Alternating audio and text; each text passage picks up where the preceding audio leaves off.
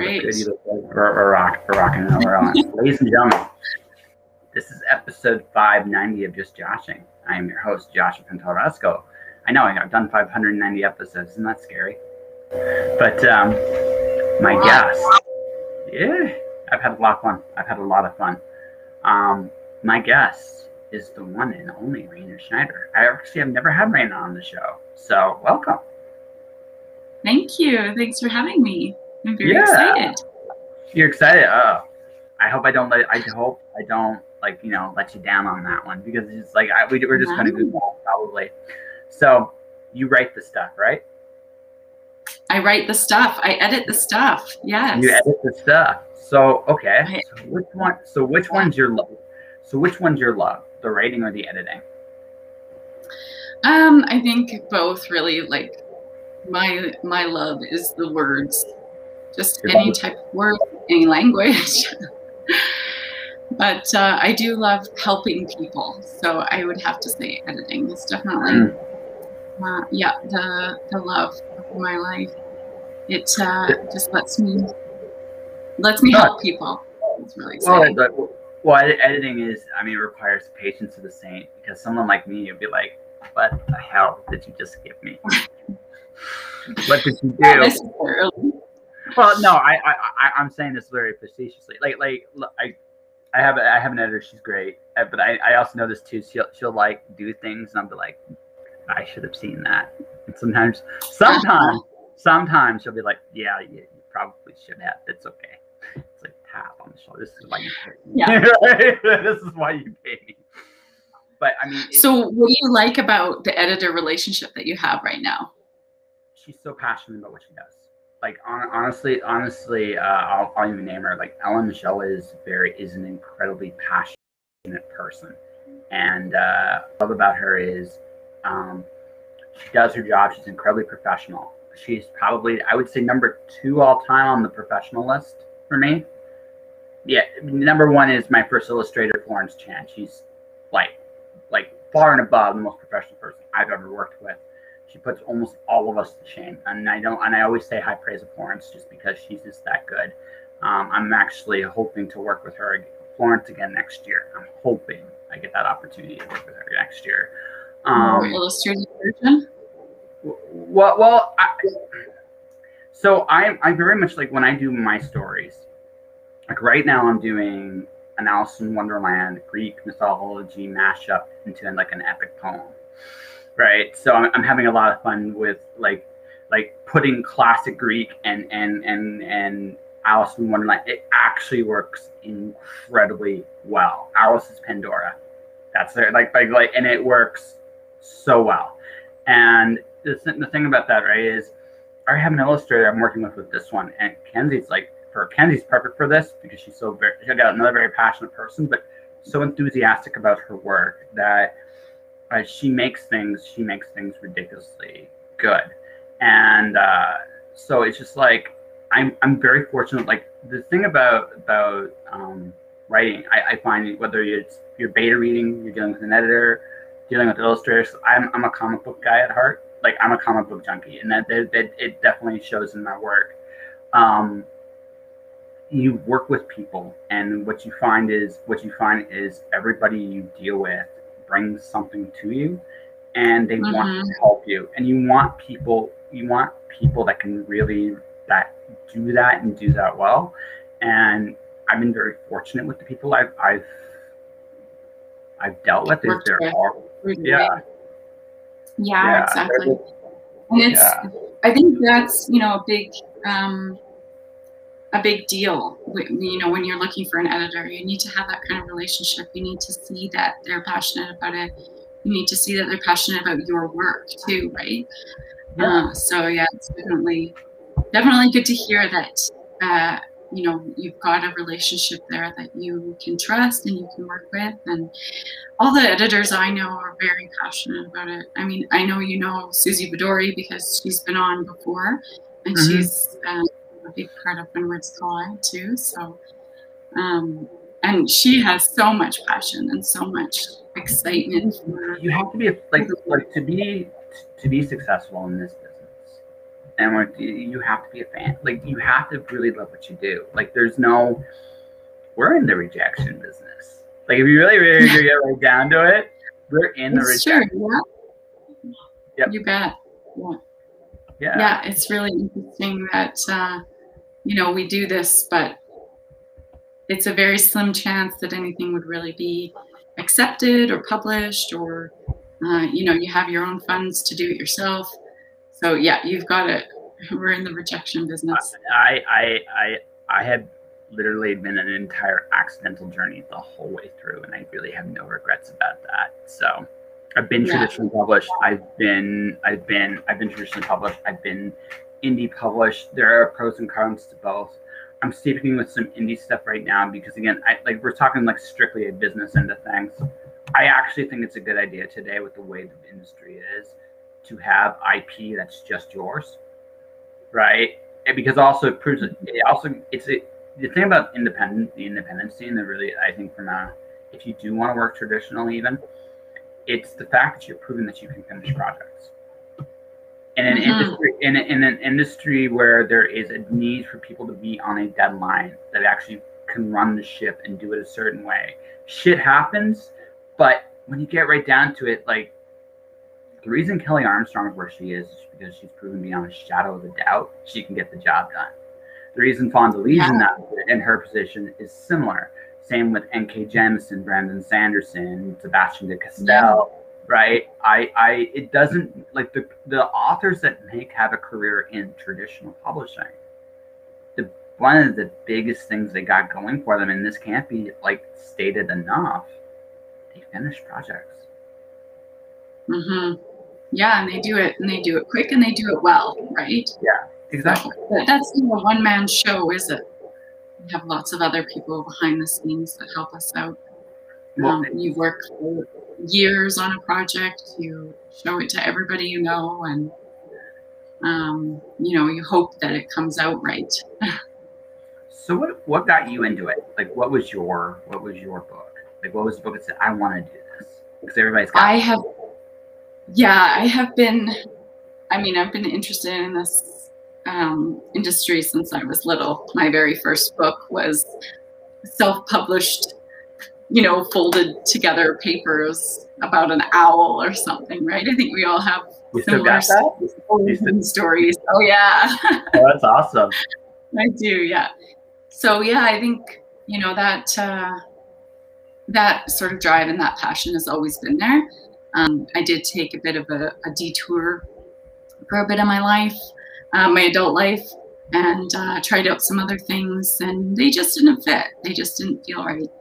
And then I got into editing kind of by chance because a friend of mine said, I think you might be really good at editing and translating. So I went to a couple of certificate courses and just ended up finding quite a few people that I really jived with, and met a lot of colleagues through the editing program at Mount Royal in Calgary. And it was just really great. And I just knew that was kind of the right way to go. And I just kept on. Then I ended up in linguistics, actually. So right now I'm doing a master's in applied linguistics, which is a little bit different, but still honing those communication skills. So you know all the dirty swear words? No. No? Come on. I might know why they're dirty swear words, but...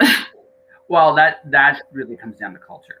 Like, honestly, like I've so I speak 3 languages. Español poquito, very little, but I do. Je parle français comme ci comme ça. I haven't spoken French like in a consistent basis in about 27 years. So it's not what it was for sure. Yes, it does. The C word does have a very interesting history, Doris. But the thing is, like, English is a very unique language in the sense that it kind of doesn't really have any rules.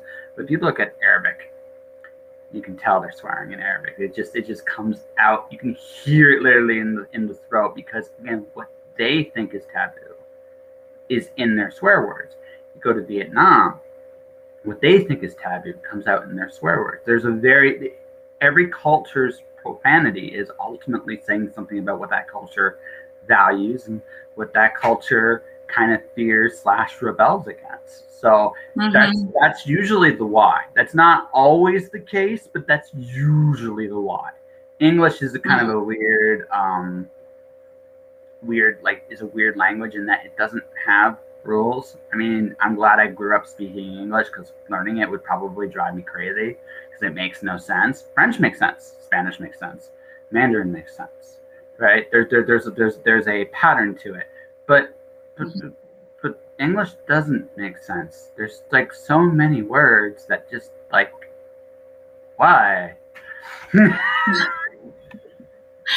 It's true, yeah. I think that, you know, from a learning perspective, I mean, so many people learn English as a second language anyways, so it's got to have some sort of rules, right? Or no one would learn it. It does. I think from an insider's perspective, you got it, right? It's not easy to explain.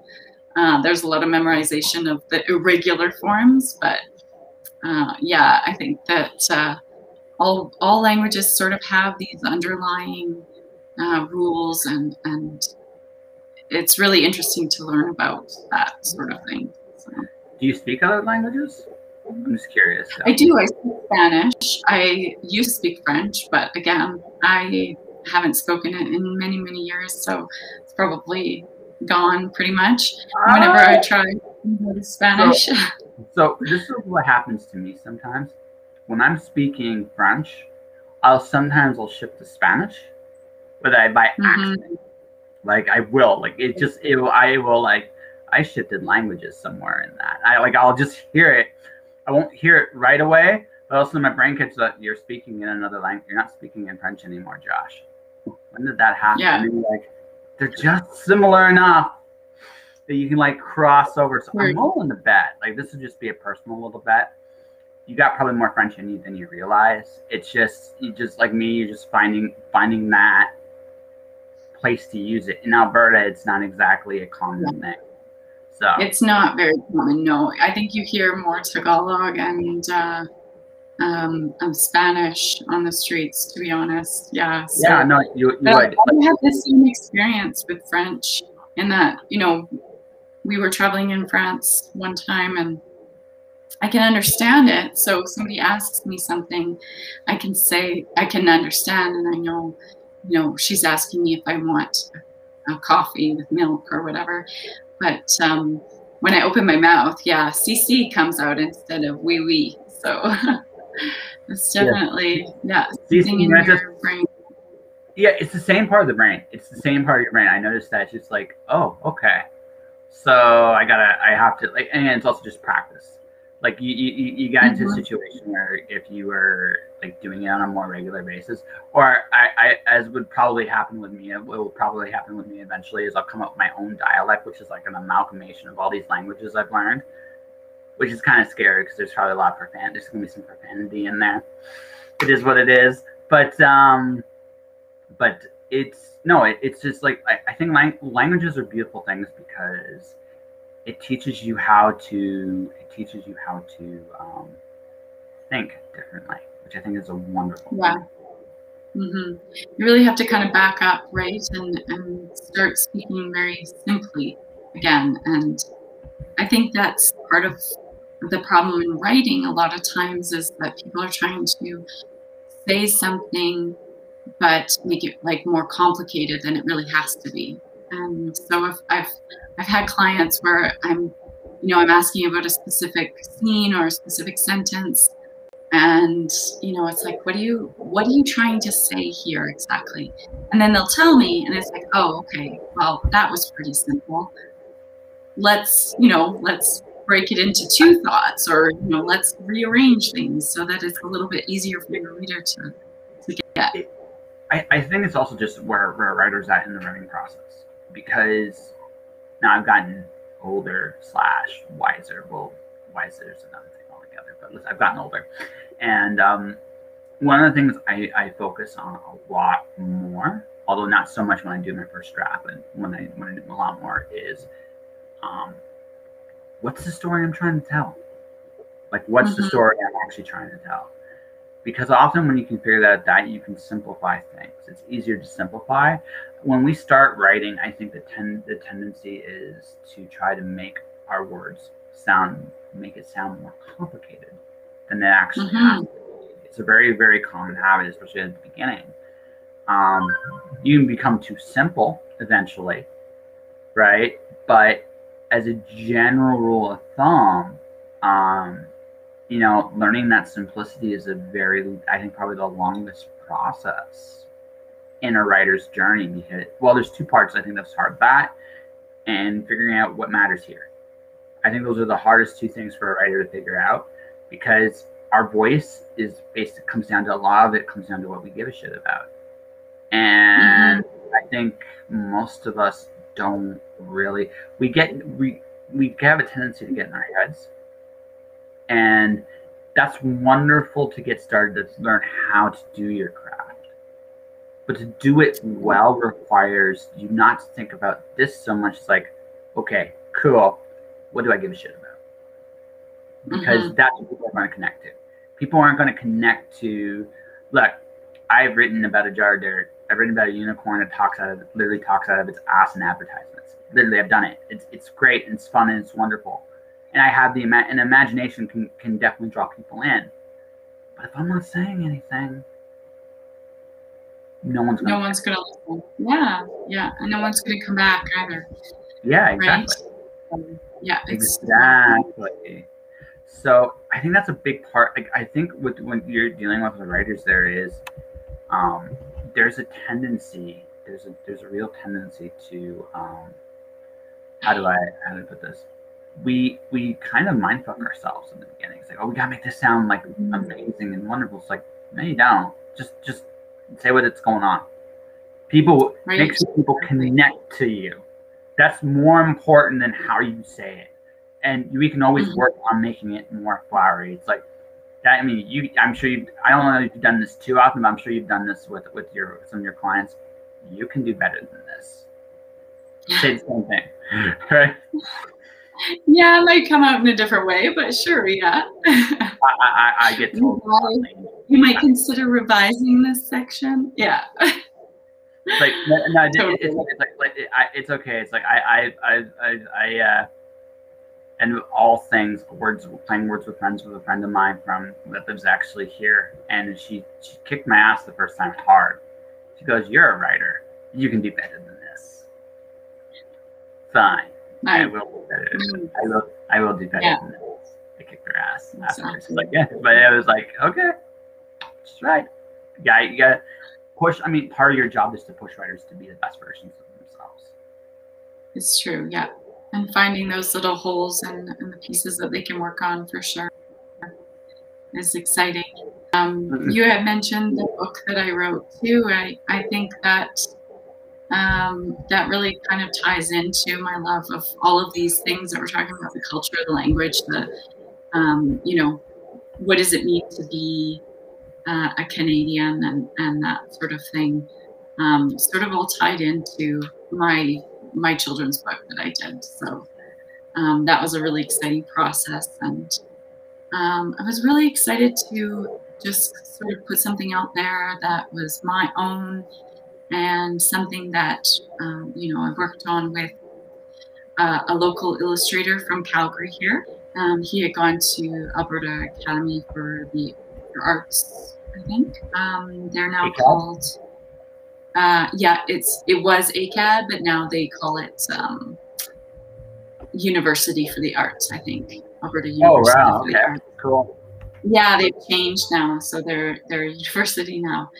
So he was super, super talented guy, and took my vision and just kind of made it 100 times better than I ever imagined. So that's kind of how I feel like editing is. You take somebody's vision, you take their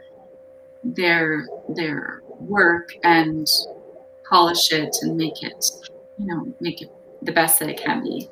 So yeah, I mean the biggest challenge I think an editor faces too sometimes is they have to put it in perspective. This is not my story. right? That's a very, it's a very interesting like line you have to draw there, because I look at the I look at the fact that in my case in particular, right? I did a little bit of a consultation for a comic. I told that person, it's like, honestly, if this was my story, this is how I do it, and this is why I would do it this way, because it makes, from a story structure, it makes way more sense that that's where you're going with this. It has to come to that point. And he thought about that for me. He's like, that actually makes a lot of sense. Like, yeah, it's like that's where you're going, I think, right? But that's me. I mean, you might have a completely different direction, but this is how I would do it, right? And it was one of those things where he was willing to go, but if he told me it's my story, it's like, okay, cool. I'm not here to, like, this isn't about me. This is about me just doing, like, giving you the possibly the best story you can tell. And an editor has got to do, and an editor's got to have that in mind the whole time. It's like, maybe you got to be very careful about polishing a project to such a degree that the voice of the book is gone. You don't want to do that. At the same time, right? Maybe those tenses need to be right, and maybe those, like, you know, those things that jar someone out of a book. I feel that's where an editor's best. Like, my job is to make it so that person doesn't put the book down by choice. They have to put it down. Well, yeah, I would argue that that's really the author's job, is to make it that exciting. But you're right. I mean, the editor also has to point out these problems and look for issues that are going to turn the reader off, right? But, you know, in terms of changing the tone, or, you know, being careful about that, I think that's really just common sense. So if your editor is trying to change things in a way that don't feel right to you, then you need to have a conversation, probably, right? Like, if you're seeing changes that are changing your tone of voice, that are changing your style, that are changing things too drastically, then maybe that's time to you know, pay for a half-an-hour conversation instead of just going with it. Because, yeah, I mean, it's, in the end, it's your story, and you have to be happy with it. It's not somebody else's job to create that tone, to create the characters. All that's up to you, really. But definitely, where, you know, the editor can really help is picking out those points in the story where, you know, a reader would go, wait a minute, that doesn't make any sense, or why would they go this way instead of that way, kind of thing. So for sure, yeah, there's lots that an editor can do, but there's lots that they shouldn't be doing. So I think. Yeah. So if I were to pick a book you edited that you're really proud of, what would that be? A book that I've edited that I'm really proud of. I don't think I would pick a book necessarily. I've had projects and relationships that I'm really proud of.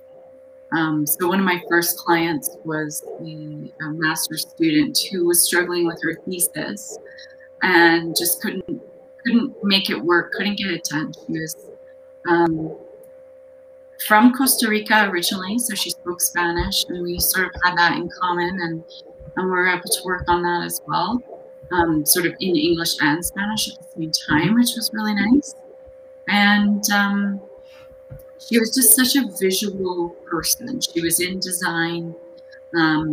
She does interior design. She does, you know, these artistic things with her hands, and it just seems, it seemed to me that, you know, she had this vision in her head of what she wanted to say, but she just couldn't get it into words. So a lot of that project was just listening to her, and then helping her, you know, come up with how to write that out, which in a lot of cases was really simple.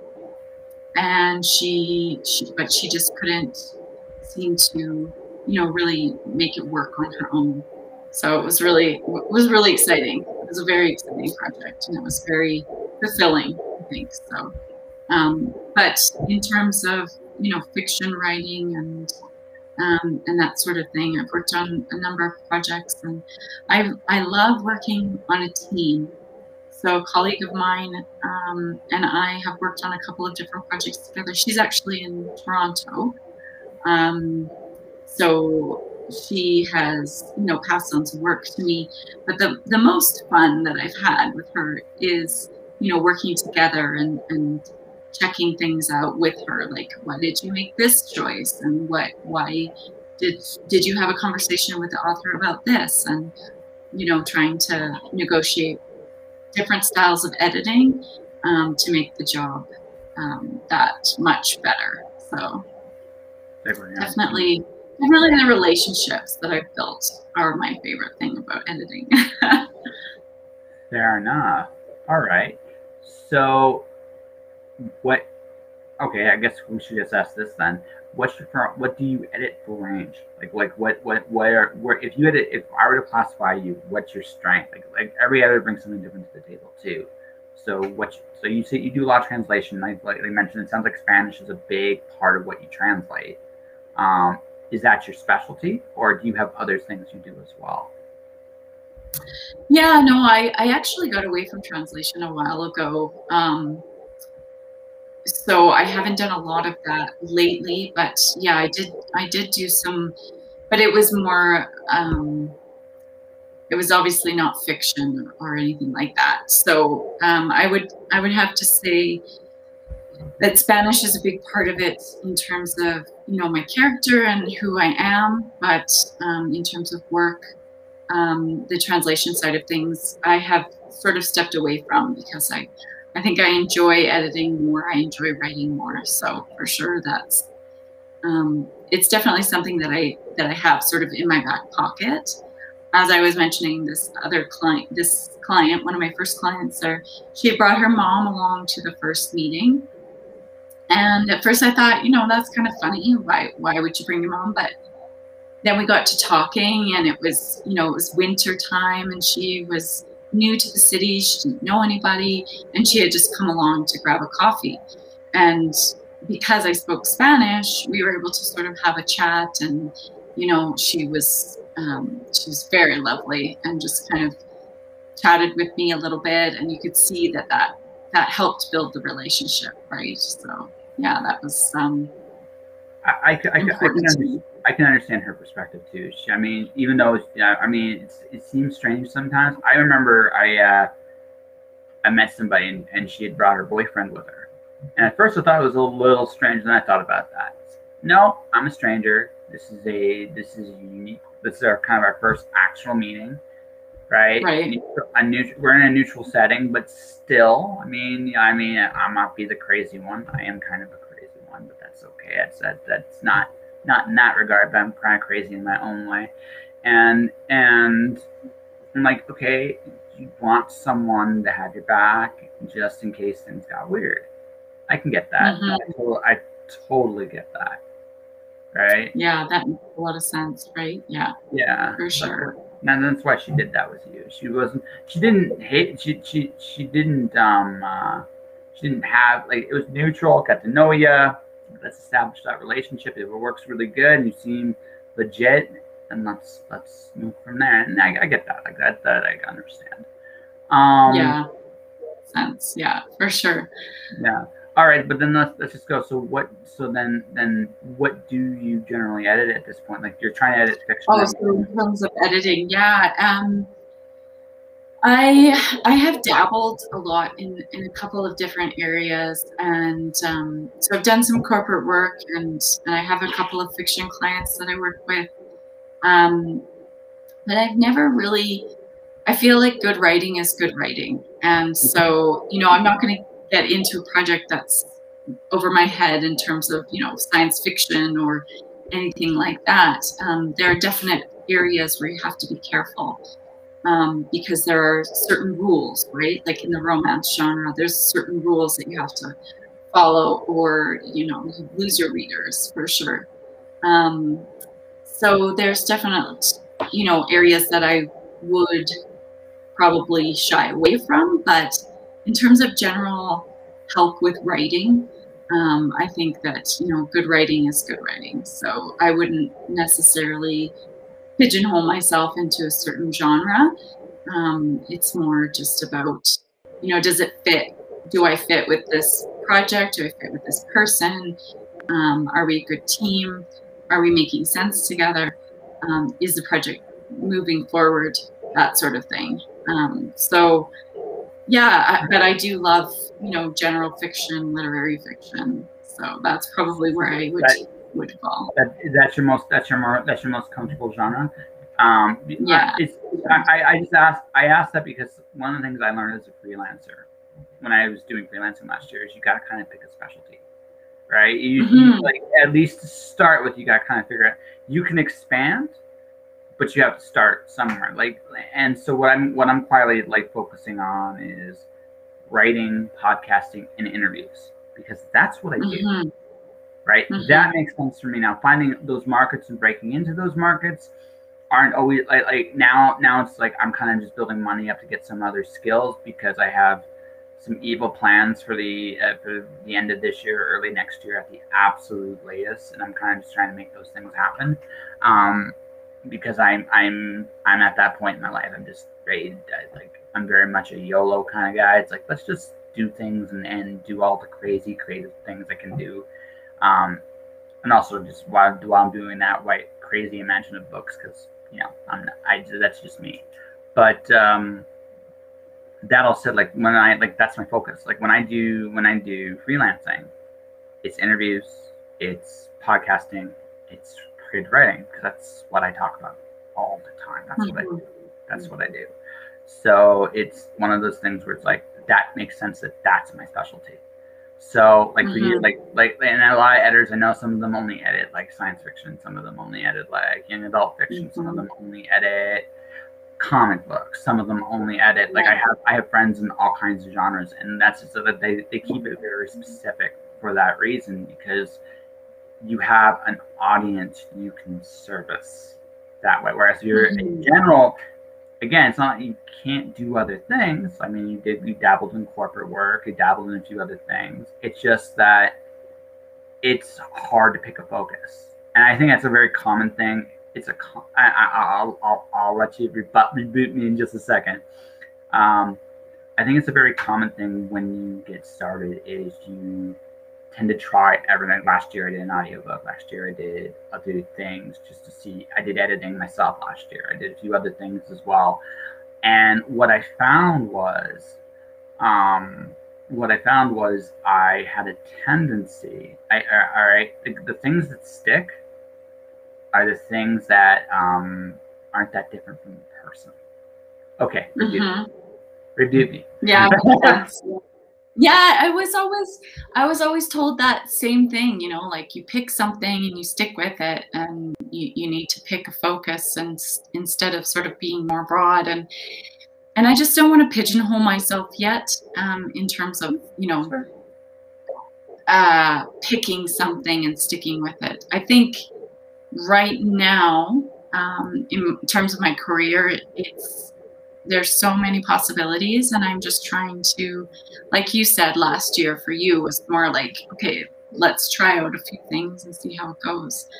For example, a friend of mine is now publishing her children's book, and so I've been helping her with that. And she kind of did the similar process to what mine was. So she found her own illustrator, and then she went through a manufacturer to have the books printed and shipped to her. And the project is so incredible, so amazing. It's not released yet, so I can't share too many details, but working with her on that seemed good. That seemed really to fit within my comfort zone and my interests, right? But that's not to say that I don't want to also, dabble in like clean energy corporate work, because I'm really passionate about that as well. And in some areas you can have general knowledge and learn from the experts who are doing the writing themselves, and then just work from that. You don't necessarily have to be an expert on the topics that you are working on, right? And that's what I really love about it. So I had there's a lot I can hit you with. So I'm gonna ask some fun stuff in a minute. I think I'm going to be gentle on the rebuke I'm going to give you, and that's simply this. I think this is what I think. This is what I've learned.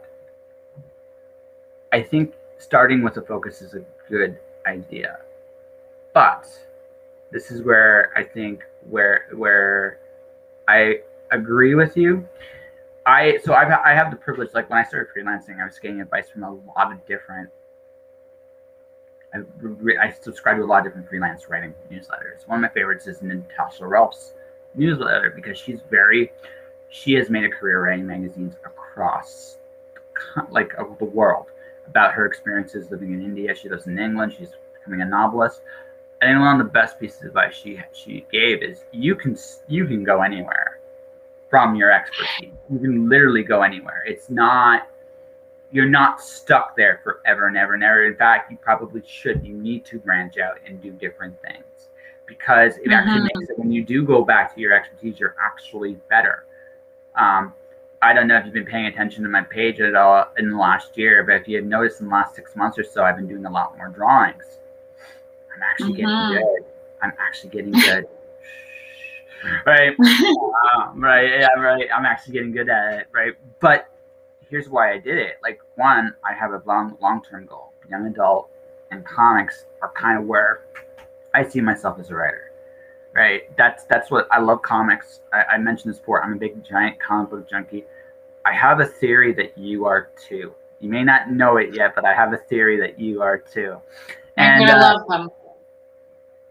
I have a theory because just some of the things you just mentioned there. What do you read? I gotta ask that. What do you read? What do I read right now? No, in terms of comics. In terms of comics, what do you? Like, most of us are collectors on some level. So what's yours?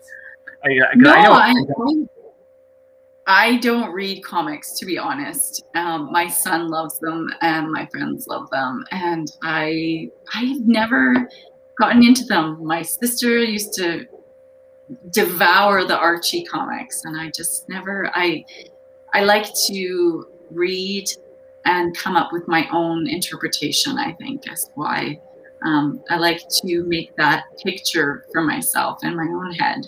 So, you know, that's interesting because you do illustrated children's books. I find the irony on that one delicious. Yeah, so much different. So, children's books, right? But well, here's the thing, right? I kind of look at this is why I think and this is my guess. I bet you I could find a book you'd enjoy reading in the comic book realm. In fact, I can recommend 2 that I think you in particular would enjoy. Right? Excellent. I recommend. So here's the first one. Sandman by Neil Gaiman. Oh, I have that on my bookshelf, actually. That's a great comic. And I think for you, very perfect because the cool thing about Neil Gaiman, I read him third. Right. The thing about Gaiman. See, I read Ray Bradbury and Charles DeLint first. If I had read him before DeLint, if I had read him before I read DeLint, I'd like him a little bit more than I do. I think he's good. Don't get me wrong. But after reading Ray Bradbury, after reading Charles DeLint, it's almost like he's tapping into the same thing. His mythology is different than DeLint, but both of them do the same thing. They tap into their mythologies to tell their stories, and it's great. They are both incredible at it. Gaiman's great. I'm not like this isn't like even a knock. It's just I think even Gaiman would admit Ray Bradbury is better than both of them. I think Gaiman would say that himself. Number one, and number 2, or at least Ray Bradbury at his prime, at his apex, was probably better. And number 2, it's just a matter of preference, right? You get to a certain point, but I love Sandman. Sandman is Neil Gaiman at, I think, his true best. The only other thing of his that I really like that ties it kind of well together is I love Good Omens with Terry Pratchett. That's my favorite novel of his. But my favorite short story collection of his is M is for Magic. I think that is such a cool little collection, and I think it's really, really smart. And it's odd, and anyone that knows that title knows that that's kind of a homage to Bradbury anyway, because the R is for rocket, S is for space, M is for magic. It's like really like a brilliant little homage to it. Yeah. So, Game is great, but Sandman is a phenomenally good story with deep mythology, and I think you, of all people, would appreciate it. The other one is also illustrated by a local in your area, Sega. Oh. Sega, by Fiona Staples, who's the illustrator, based out of Calgary, and written by Brian K. Vaughan. It's a story you've seen 1,000 times, but it's done so well. You would love it. It would be nothing like I think you get your hands on either of those. You got Sandman. You should read. If you haven't read it, you should read Sandman, because Sandman's really, really good. Volume 1's the weakest one. I think the one where Morpheus becomes the king of hell is one of the coolest stories I've ever read. It's so well thought out and done. I'm not giving anything more away than that. You have to read it to go into that. I'll read it. Yeah, just read it. Like, I think this is just my opinion, just based on what you're telling me, based on what we're having this conversation, and it's this. You do enjoy you like telling illustrated stories. You like working on illustrated stories. So something tells me you would like illustrated stories, right? Even in a fun level, it's like something just tells me that I think that's your jam. Illustrated stories. Yeah, I think, I don't know. I think in terms of the children's book stuff that I worked on, I think that's kind of coming from a different place. Just because I've read so many children's books, and I have the experience on that side of things. So I think that's kind of where the illustrated stories begin and end for me. But I will take your advice and I will read them. Just try it. If it doesn't look, if you hate Sandman, I don't know if we can be friends, but it's like, it's not for you. I can respect that. I can respect that. I just feel like actually, I should ask this: children's books, because of your own kids or because of you when you were a kid? Definitely the illustrated part was because of my son. Yeah. Was definitely, I really loved reading to him as a baby, and I think it really helped me get through a lot of difficult times. And if you meet him now, he's a fantastically articulate, very clever little boy who loves building Lego, and is super creative.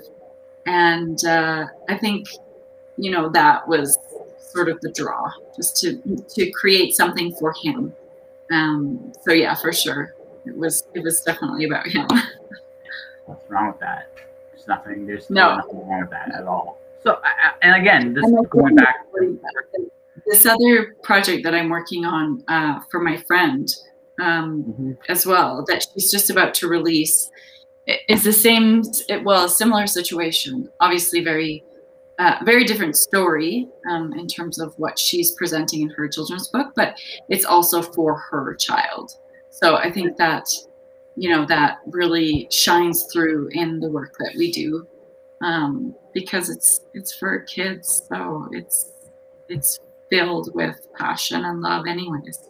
Well, those, again, going back I said at the very beginning, writing is at its absolute best when it's from the heart, right? It really, really is. That's why when we have something there, even if, although I know the intended audience is who you really hope likes it, right? You will find that when you put it out there, you will hit people you never expected, because there's something real and tangible in that story that people can connect to.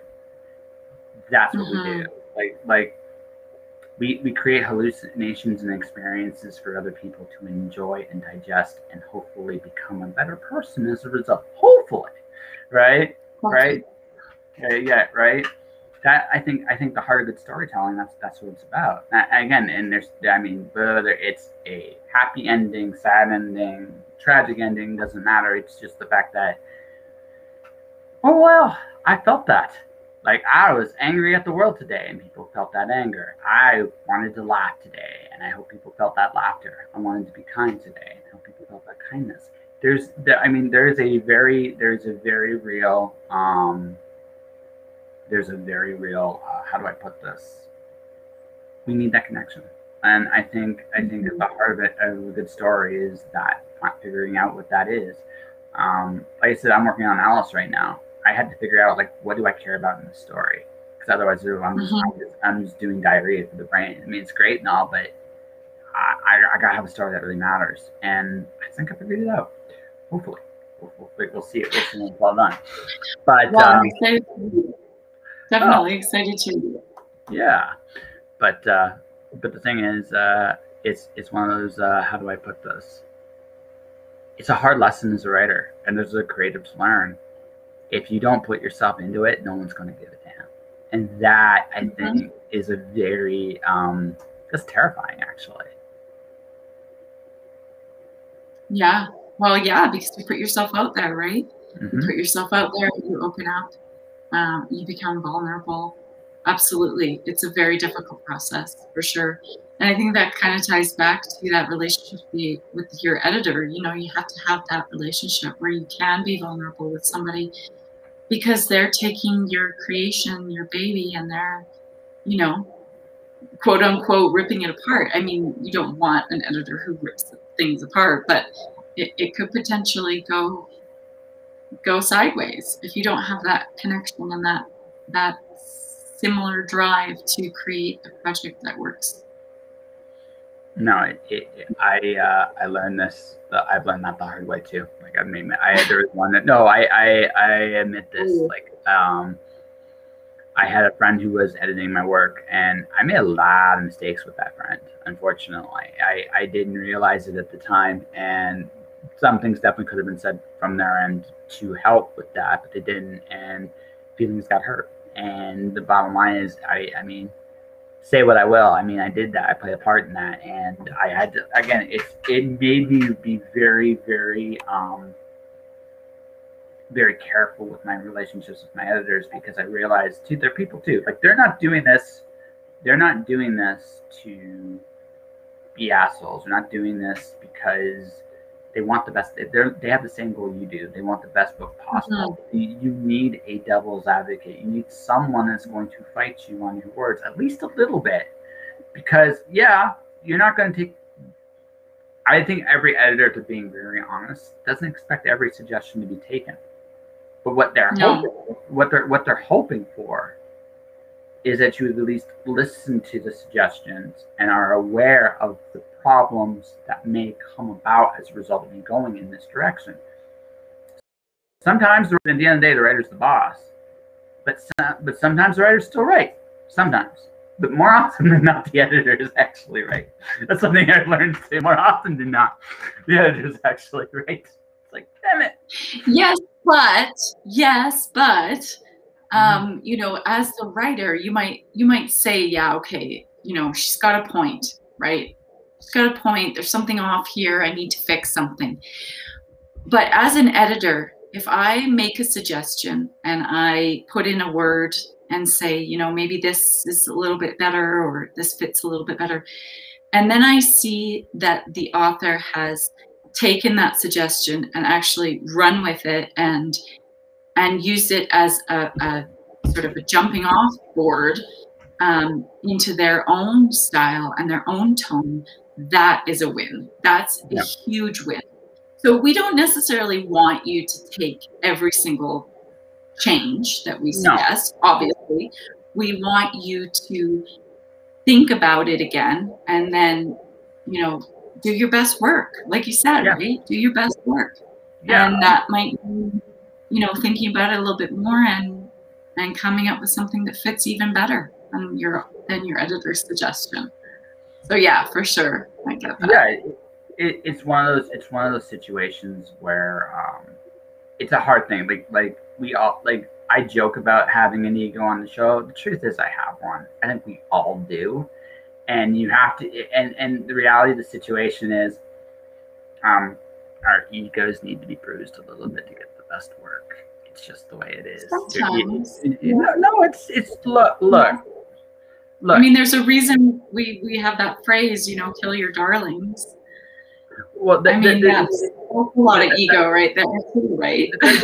There is ego in kill your darlings for sure. I just think I sent a very early draft out for my next project after my Alice one, to be read, and I'm as soon as I'm done writing this version of Alice, it's the next thing I got to go back on. I got to I'm rebuilding. Like, the second draft's going to be very different from the first draft in a lot of spots, because I need to add more tension. I need to change certain things. I'm also challenging myself a little bit too. I'm stealing from other authors that I really like and respect, and go, you know, these methods, these techniques work, right? So I'm going to steal because I am just a master thief or something to that effect. I don't know. No, I think I mean, that's your style, right? Like, you have to work from what you like and what you know, and it's not stealing necessarily. I think that's. Hey, listen. I can acknowledge being a thief. I can acknowledge it. Right. The truth of the matter is, as long as I'm willing to give credit where credit's due. Okay. For sure. Yeah. Absolutely. Makes sense. I shamelessly stole from this person. Right. And that's it. Right? It's like, that's right. And it's like, if you're gonna steal well. That's how I look at it. That's just me. Yeah. All right. So you gonna write more books? Yeah, I hope so. Yeah, I think so. I really enjoyed writing this first one. It was a couple of years now, so, you know, maybe I'm due for another. You gonna do another picture book? Pardon? You gonna do another children's book, or are you gonna do another children's book? Probably, yeah. There's as I said, this new project that I've been working on with a friend. I'm gonna do my best to try and get her to make it into a series, since I think it will be really helpful for parents, you know, dealing with big issues with their kids. It's always nice to have a book to fall back on. That's always how I usually work it. So we're having issues with I'm not trying to pry into anything personal, because this is going to be this is the thing. I'm not like, really, it's not, I mean, it's not my damn business, to be perfectly blunt. I'm going to ask anyway, and you say it's none of your damn business. I totally get it. It's not my purview. I just asked this because you are a parent, right? And obviously, like, I would imagine that the issues you're writing about are based on somewhat your own experiences, and that's kind of where I'm going. I think about what you care about, either what you experienced growing up, or what you're experiencing now as a parent, or both. I mean, it's possibly just or both. Is that accurate? Absolutely. Yeah, absolutely. I mean, the reason that I wrote My Canadian Family is because I would go into bookshops and I'd see these lovely books of, you know, I love my grandpa, or Mummy, I love you, or something like that, right? With these specific familial terms, relationship terms. And I thought about my son and the fact that, you know what, he doesn't really call me Mommy. He calls me Mommy a little bit now, but you know, before it was Mama, and he doesn't have a grandpa. He has abuelo and opa.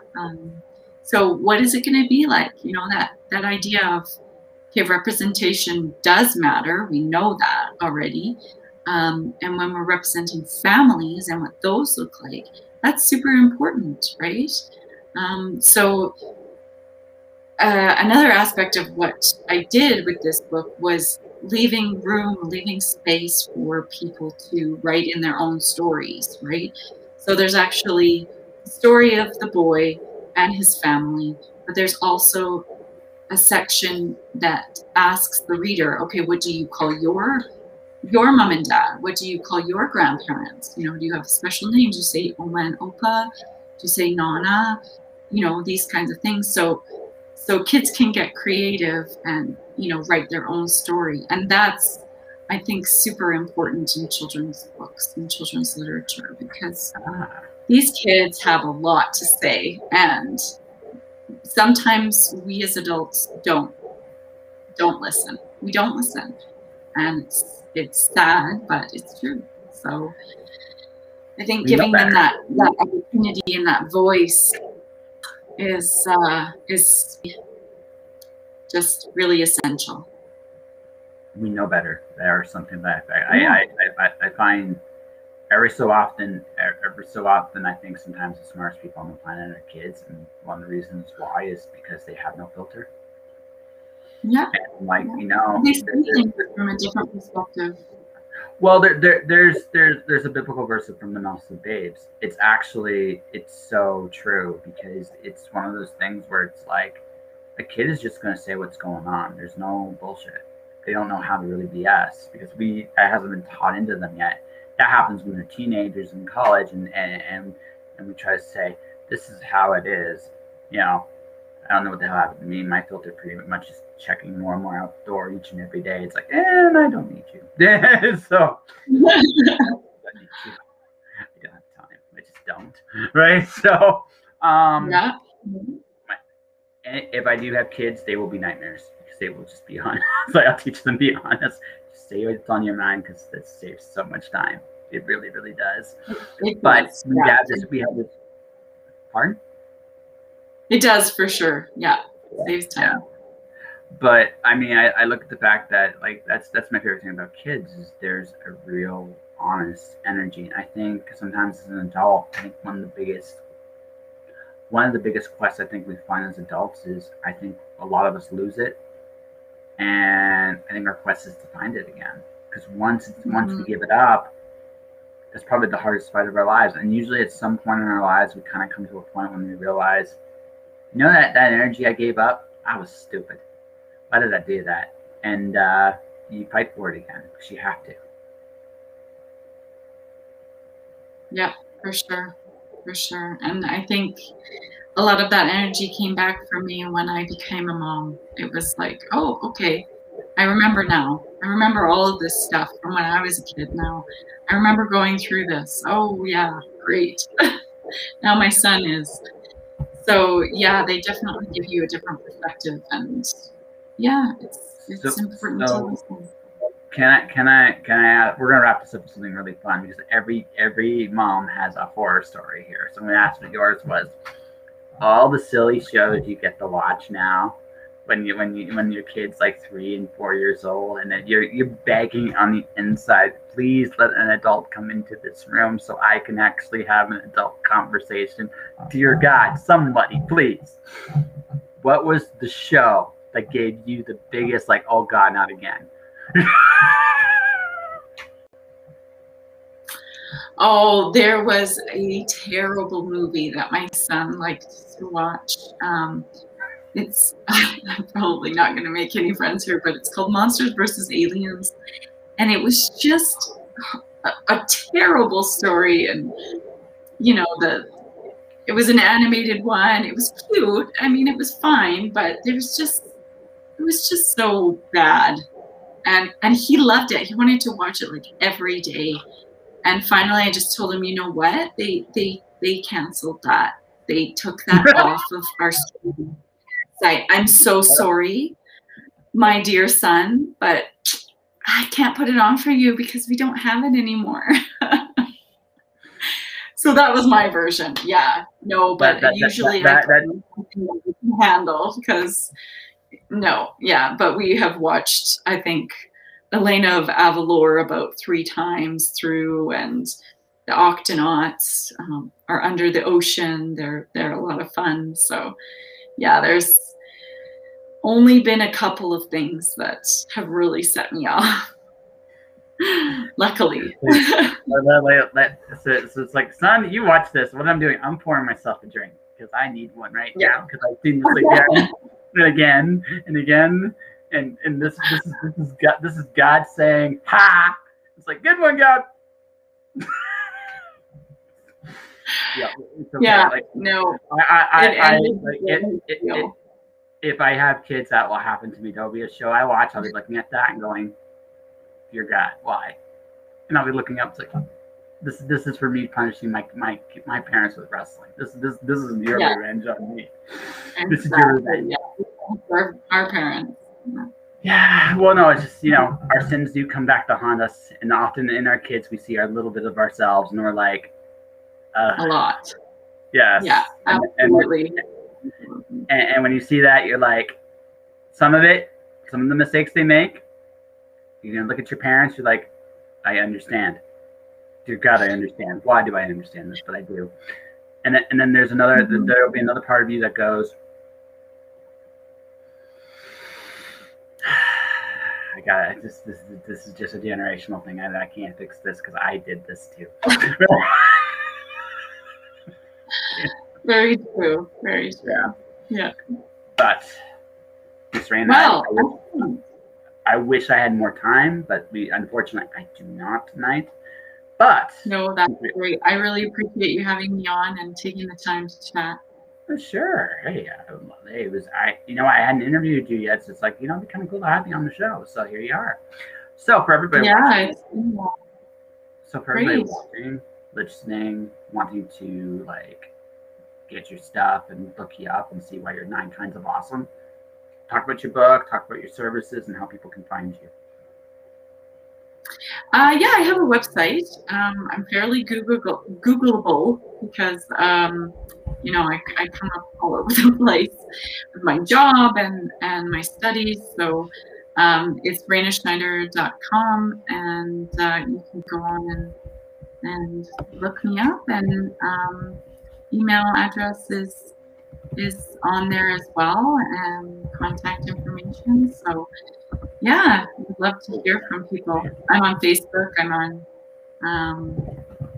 So you say, can you say your website again? RainaSchnider.com. Yeah. Yeah, and if it doesn't come up, I'm pretty much the only Raina Schnider there is in Calgary, Alberta. So it'll work. There you go. Yeah. I'm putting my comments and stuff in there. I'm sure Doris is laughing a little bit at me just doing the dang it in there. So, but yeah, I was definitely laughing too. All of which to say is, and people want to find, they can find your editing services as well. Yeah, it's all on my website, so for sure. And then real quick before we wrap up, just do the big giant pitch for your book. Giant pitch for my book. Oh my gosh. Yeah, it's amazing. It's fantastic. You can talk about your whole family with your kids. There's an Indigenous page because we have Indigenous family members. That's really important to me right now. There's a page about same-sex families. You want to talk to your kids about that sort of thing. Use books, and not just mine, obviously, but, books are such a great resource for children to just check it out and turn over what these things look like that are not necessarily part of our own lives, right? That's why we read, isn't it? To sort of jump into somebody else's life for a moment. So, and share your stories with me, with your friends and family, because as I said, it's sort of an interactive book where children can write in their own family members and draw some little pictures and stuff. So yeah, it's available and it's fun. All right, so good. So being here is family. Family can be anything you can possibly imagine it to be, ladies and gentlemen. If there's a moral to this conversation, it is that. And that will do it for this conversation. I want to thank Raina for coming on to the show. If you want to support this channel, click the like button, watch the show. I literally have the followers to be a subscriber. We just got to make this a more regular thing. Good people alive, but we're getting there bit by bit by bit by bit. So twitch.tv/justjoshin podcast. The link's up there because I'm silly. My YouTube channel is Joshua Cantelarusco. My first book in my Alice series, Alice Zero, is nominated for an Elgin Award. And the book 2 will be coming out this November. Written by me, illustrated by Kenzie Carr. So that's what's next for me. In the meantime, guys, stay inspired, keep shining in the dark. And tomorrow, I have yet another wonderful guest this week as well. So take care, guys.